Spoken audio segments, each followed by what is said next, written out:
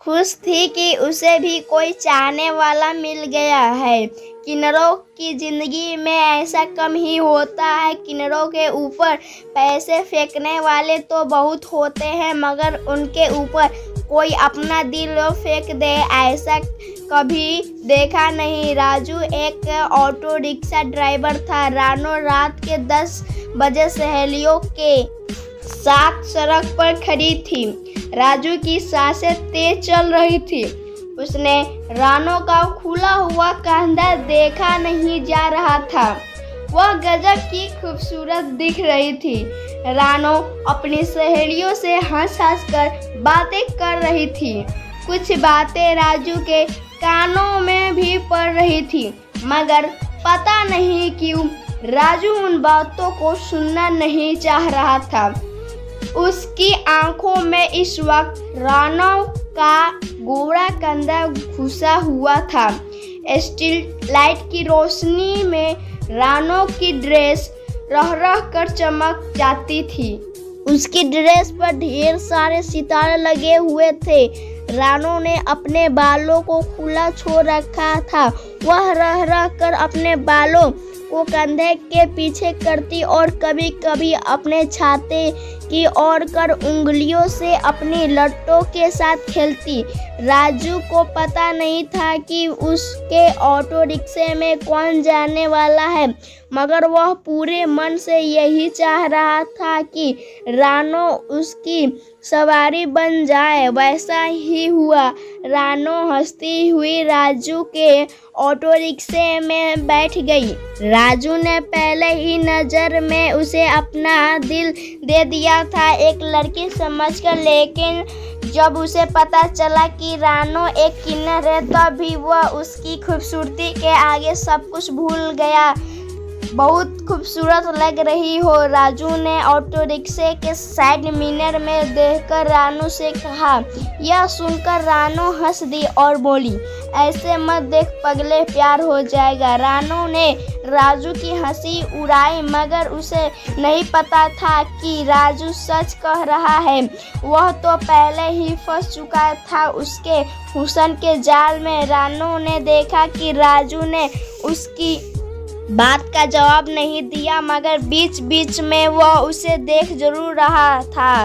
रानो ने महसूस किया कि राजू एक सीधा साधा लड़का है।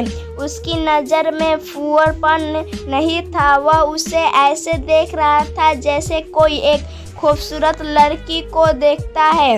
रानो ने अपने मन में कुछ सोचा कि तभी होटल आ गया। ऑटो रिक्शा से उतरकर रानो ने ड्राइवर को पैसे दिए। राजू ने देखा भी नहीं कि उसने कितने पैसे दिए। उसने एक हाथ में पैसे पकड़े और रानो को देखता रहा। उसे रानो को कुछ पैसे वापस करने थे। रानो इंतजार कर रही थी, मगर उसने देखा कि राजू उदास लग रहा है। रानो समझ गई, कल 10 बजे वही आना जहाँ से आज मुझे बैठाया है। इतना कहकर रानो मुस्कुराते हुए होटल के अंदर चली गई। यह सुनकर राजू खुश हुआ कि रानो ने उसे कल भी बुलाया है। अगले दिन ठीक 10 बजे राजू उसी नुक्कड़ पर पहुंच गया जहां से रानो उसके ऑटो रिक्शे में बैठी थी। चलो, यह सुनकर राजू चौंक गया। उसने पीछे मुड़कर देखा तो रानो उसके ऑटो रिक्शे में बैठ चुकी थी। किधर से आई तुम? मैं तो सामने देख रहा था। राजू थोड़ा खुलसा गया था आज। फिर उस ऑटो रिक्शा को स्टार्ट किया और साइड मिरर से उसे देखने लगा। आज रानो ने बैंगनी रंग की ड्रेस पहनी हुई थी, वैसे ही मादक ड्रेस जिसे देखते ही नशा चढ़ जाए। रानो मेकअप करती थी। वह छोटे से आईने में अपने मेकअप को देख रही थी। जल्दी में आज वह ठीक से तैयार नहीं हो पाई थी, तभी उसकी नज़र राजू से टकरा गई। सामने देखकर चलाओ, रानो ने मुस्कुराकर कहा। राजू समझ गया कि वह क्या कहना चाह रही थी। तुम जैसी खूबसूरत लड़की साथ बैठी हो तो नज़र भटकेगी ही ना, राजू ने भी कह दिया। क्यों मजाक उड़ा रहे हो? मैं लड़की नहीं हूँ। रानो के मन मैं जैसे कुछ चुप सा गया था। कम भी नहीं हो, कोई भी देखे तो एकदम पागल हो जाएगा। राजू ने अपनी बात कही। मेरी तरफ से ध्यान हटाओ, मैं तुम्हारे किसी काम की नहीं। रानो ने राजू को आगे बढ़ने से रोका। तुम इतनी खूबसूरत हो कि मैं तुम्हारे लिए जिंदगी भर ऑटो रिक्शा चला सकता हूँ, राजू बोला।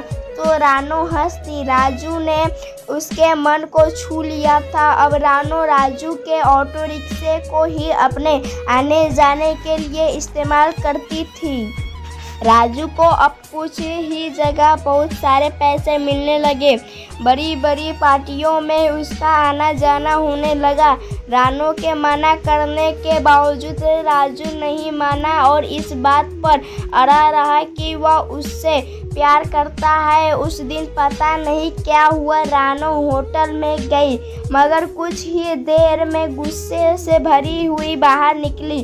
राजू का ऑटो रिक्शा उसे वहीं खड़ा मिला। तुम गए नहीं अब तक, रानो ने ऑटो रिक्शे में बैठते हुए गुस्से से कहा। पता नहीं क्यों आज मन नहीं हुआ जाने का, राजू बोला। घर ले चलो आज। रानो पहली बार इतने जल्दी घर जा रही थी। ऑटो रिक्शे से उतरने के बाद रानो अपनी बिल्डिंग में जाने लगी। तभी उसने देखा कि राजू भी उसके पीछे पीछे आ रहा है। तुमको घर नहीं जाना है क्या, रानो ने पूछा। नहीं, आज तुम्हारे पास रुकने का मन है, अच्छा कहकर रानो आगे बढ़ गई। वह बड़े से घर में अकेले रहती थी। घर में घुसते ही रानो ने अपनी ड्रेस ऐसी उतारी जैसे वह इस ड्रेस से खूब नाराज हो। उसे यह भी ख्याल नहीं आया कि आज उस के साथ कोई और भी आया है। राजू बड़ी बड़ी आंखों से रानो को कपड़े उतारते देख रहा था। उसने पीले रंग की ड्रेस पहनी थी जो उसने अभी अभी उतारी थी। अब उसके भरे हुए सीने पर काले रंग की बाल दिख रही थी जिसे उसका हुस्न जितना ढका हुआ था उससे ज़्यादा दिख रहा था। यह देख राजू के मुंह में पानी आ गया। उससे रहा नहीं गया और उसने रानो के पूरे जिस्म पर अपनी नज़र दौड़ा दी। पूरी औरत तो लगती थी रानो। रानो सोफे पर ऐसे बैठे गई मानो उसे राजू से कोई शर्म नहीं आ रही थी। कुछ खाओगे, पूछकर रानो ने राजू का ध्यान भंग किया। राजू ने भी कह दिया हाँ। राजू इस वक्त रानो की खुली जांघों को घूर रहा था जो एक दूसरे पर चढ़ी हुई थी। रानो को उसने पहली बार इतना खुलकर देखा था। रानो की तरफ से कोई मनाही ना देख उसका हौसला बढ़ गया और वह रानो के पास बैठ गया। रानो ने अपनी आंखें बंद कर ली। राजू ने उसके होठों को अपनी उंगलियों से छुआ। फिर उसने रानो के पूरे जिस्म को अपनी उंगली से छुआ। राजू को अपने पास पाकर रानो बहुत खुश थी। अब यह सिलसिला बहुत तेजी से आगे बढ़ने लगा। दोनों एक दूसरे की बाहों में घंटों पड़े रहते। अपने धंधे के बाद भी रानो अब खुश रहने लगी थी। उसका बड़े बड़े अमीरों से वास्ता पड़ता था। बड़े बड़े लोग भी अजीब शौक रखते हैं और ऐसे ही एक अजीब शौक को पूरा करने के लिए रानो जैसी किन्नरों की ज़रूरत पड़ती है। रानो बस कहने को किन्नर थी, वरना उसके हुस्न के आगे अच्छी अच्छी लड़कियां पानी भरे। यही वजह थी कि उसे उसके काम के औरों से ज़्यादा पैसे मिलते थे। इतनी कम उम्र में उसने इतना पैसा कमा लिया था कि उसे पैसे से अब कोई मोह नहीं रह गया था। मगर जब रानो पूरी तरह राजू के प्यार में गिरफ्त हो गई तब राजू के मन में लालच आ गया। अब वो किसी न किसी काम के बहाने उसे पैसे मांगने लगा था। रानो ने पहले मना नहीं किया, राजू के ऊपर खूब पैसे लुटाया। मगर लालच का पेट इतना बड़ा होता है कि बड़े से बड़ा खजाना भी खाली हो जाए। फिर एक दिन रानो की दौलत भी कम पड़ गई। रानो ने बहुत समझाया मगर राजू को बात समझ नहीं आई। आखिर में रानो ने साफ साफ कह दिया कि अब वह पैसे नहीं दे सकती, मगर तब तक राजू के मन में शैतान आ चुका था। रानो के पास बहुत पैसा था और राजू उसके सारे भेद जान चुका था।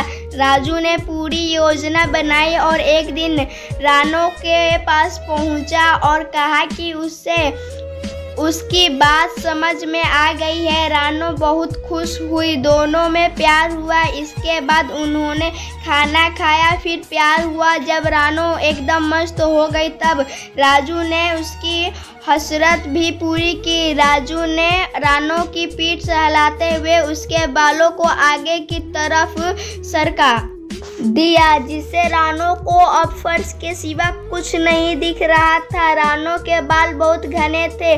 जब भी वह घर में बिना कपड़े के रहती, अपने बालों को संवारती रहती। उसे आईने में अपने उभारों को देखना अच्छा लगता था। फिर लंबे काले बालों से अपना गोरे गोरे उभारों को ढकती थी। कभी कभी तो राजू के सामने भी ये ऐसा करती थी। क्या करती, प्यार में पड़ गई थी ना। रानो के शरीर में बस एक ही कमी थी कि वह औरत होकर भी औरत नहीं थी। वह राजू को एक औरत का सुख देना चाहती थी। राजू ने रानो को महसूस नहीं होने दिया था कि वह एक किन्नर है।